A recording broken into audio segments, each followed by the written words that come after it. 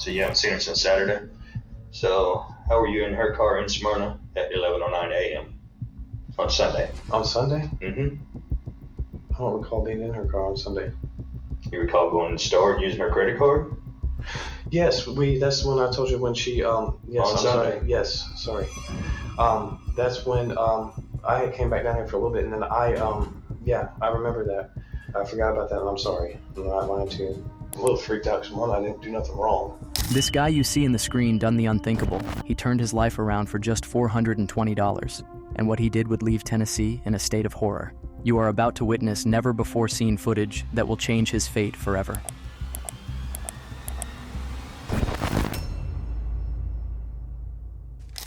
This particular day in Smyrna, Tennessee, it started out just like any other regular day. That is, until the house was transformed into a crime scene, and a body in the worst possible condition was discovered. It was far more horrifying than what the people who witnessed it could have imagined. The detectives found themselves at a loss as to what could have motivated the killer to commit such a heinous act. But it was almost impossible to comprehend what they discovered along the way would shock them. The Martin County Sheriff's Department first became aware of the heinous assault when they received a frightening and disturbing 911 call from a residence in Smyrna, Tennessee. 911 emergency. Yes, this is Brenda Brown. I need the Smyrna Police Department, please. Okay. I found her. She's in the bed, dead. Okay. Don't touch anything. We come through the back gate and the window was broken and she's laying in the bed. Oh my God, no, not Kim, not Kim. Please hurry. Listen, they're on their way, okay?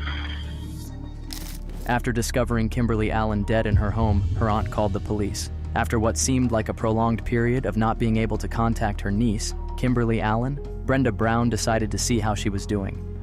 Brenda and Kim would typically speak 2 or 3 times a day. However, she decided to pay Kim a visit after trying to reach her over the phone for around 4 days without a response. Upon her arrival, she encountered the most horrifying scene imaginable and immediately contacted the police.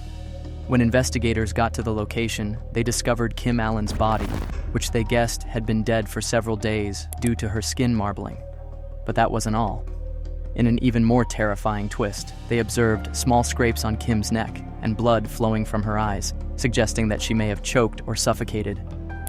Furthermore, detectives discovered crushed pill residue on the kitchen counter and duct tape affixed to plastic bags scattered throughout the house.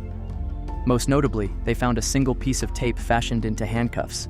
Although there seems to be no sign of a struggle, the rear door window was shattered from the inside out, leading officers to believe that the attacker wanted to make the murder look like a robbery gone wrong. On the other hand, her handbag and wallet were still at the house, but there was no cash in them. After speaking with friends and relatives, police learned that Kim had testified just 1 week before she died in a preliminary hearing for a criminal case involving her estranged husband, Larry Allen.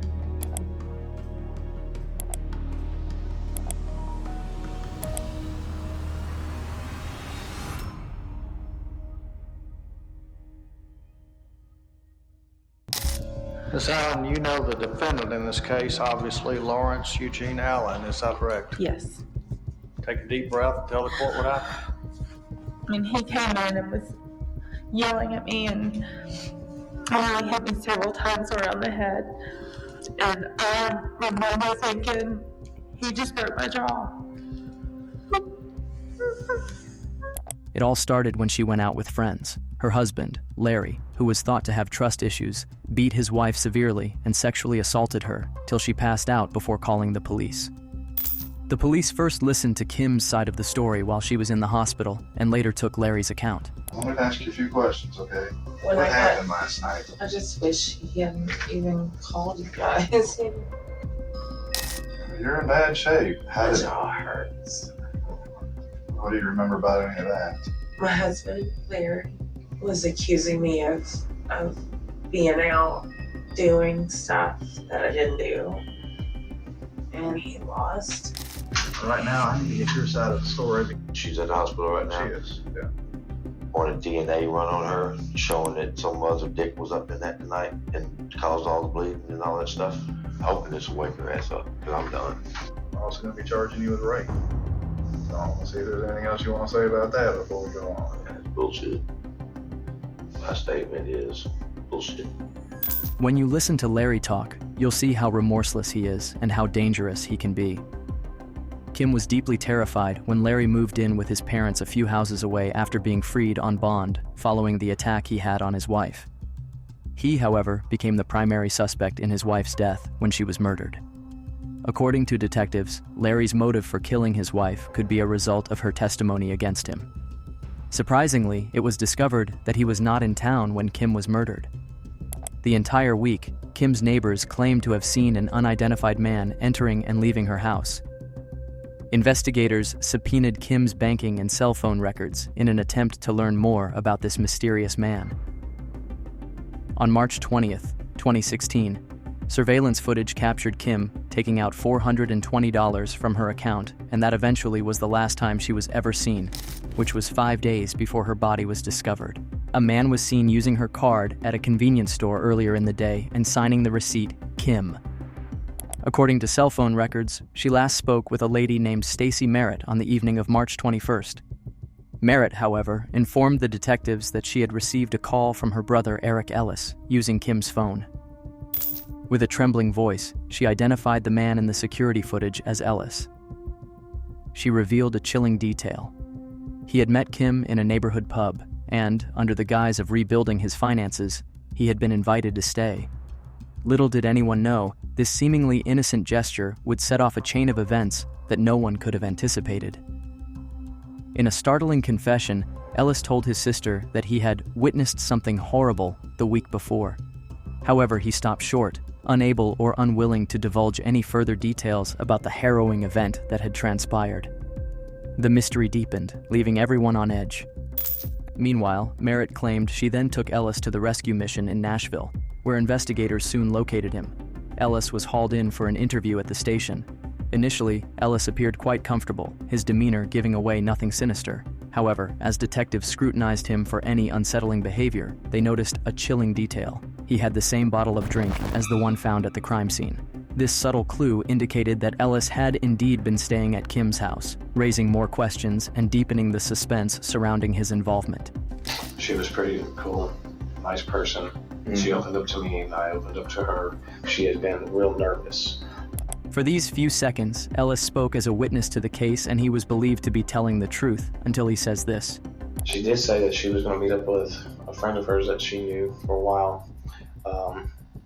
I know it was a guy, but I don't know his name, never got it. I left from her and was just roamed around all night. So I figured she did meet up with like whoever she was talking about. And I haven't seen her since after that, all of that. This very assertion contradicted the data that the investigators had previously gathered. When confronted about being seen in Kim's car that Saturday, Ellis adamantly denied it. However, his demeanor shifted dramatically, and the investigators became convinced that Ellis knew more than he was letting on. The sudden change in his behavior only heightened their suspicions, adding a new layer of intrigue to the case. So, how were you in her car in Smyrna at 11:09 a.m. on Sunday? On Sunday? Mm-hmm. I don't recall being in her car on Sunday. You recall going to the store and using her credit card? Yes, that's when I told you when she, yes, On I'm Sunday? sorry. Yes, sorry. That's when, I came back down here for a little bit and then I remember that. You can see he stutters while attempting to explain himself. This was unsettling to the officers, so they sought to find out more. In the end, he decided to tell the investigators what he knew. The officers were extremely shocked by Ellis's statement, even though they had anxiously waited for Larry's name to be mentioned. It was a screaming battle. It was a guy named Carl. I want to say it was Miller. Carl Miller. I know Larry didn't do anything. At first, he stated that Kim and a man by the name of Carl Miller had a screaming battle in the wee hours of March 20th. The investigators sought to determine how Carl Miller was connected to the crime, but this man's name was not on their list of suspects, and the whole story wasn't adding up.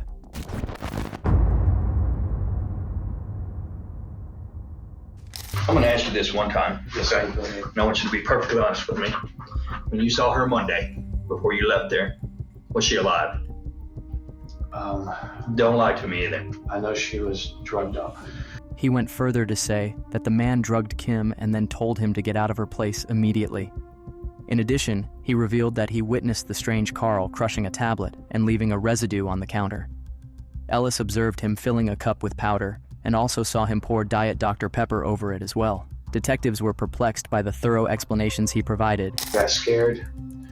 I called the taxi. How'd you call the taxi? She had given me her cell phone to hold on to. Okay. So what'd you do with her phone? After I got rid of it because I didn't know what the hell was going on. However, detectives tried to balance what Ellis was saying, but it just wasn't making logical sense. I gotta be honest with you, it's still bugging me that you take her phone and just decide to throw it away. Because if you don't know that she's dead, you're not gonna take your friend's phone and throw it in the trash because she's gonna want her phone back. I threw it away in the trash can. Where? Downtown. During a brief break, the detectives decided to check their database for the name Carl Miller. To their astonishment, they discovered that no such name existed. This revelation added another layer of mystery to the case, leaving them even more perplexed about Ellis's detailed account. I'm gonna try this one more time, okay? And I'm gonna give you a chance to be honest with me, okay? This third person bullshit is bullshit. That's all it is, bullshit. There is no Carl Miller in Smyrna or Rutherford County. Ellis further claimed that he and Kim had visited the bank earlier that evening, though security footage revealed he wasn't there at all.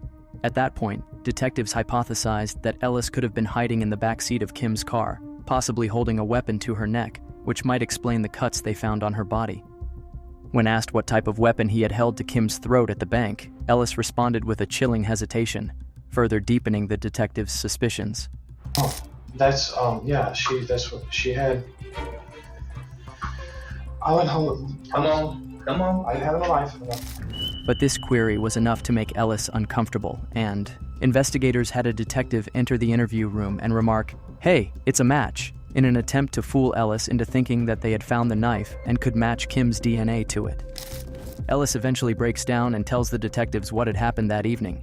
He told them she called him a motherfucker and an alcoholic. With that, he simply went straight into the kitchen, took out a knife, and stabbed her in the neck for no apparent reason. As soon as he finished, he realized what he had done. When questioned where he had left the knife, he replied that it was in the trash can of a parking garage.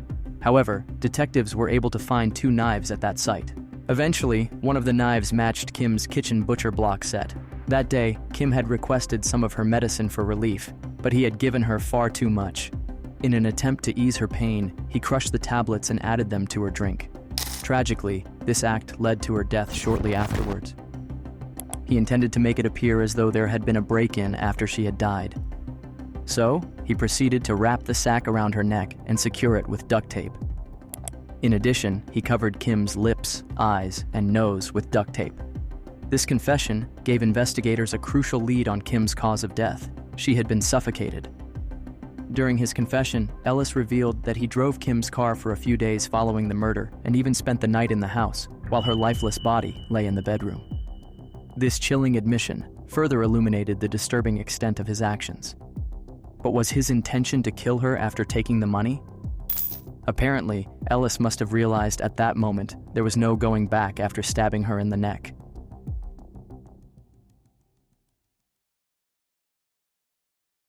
Meanwhile, Ellis entered a guilty plea to the murder of Kim and is currently serving a life sentence with the possibility of parole. This means 36-year-old Eric Ellis will be 90 when he becomes eligible for release.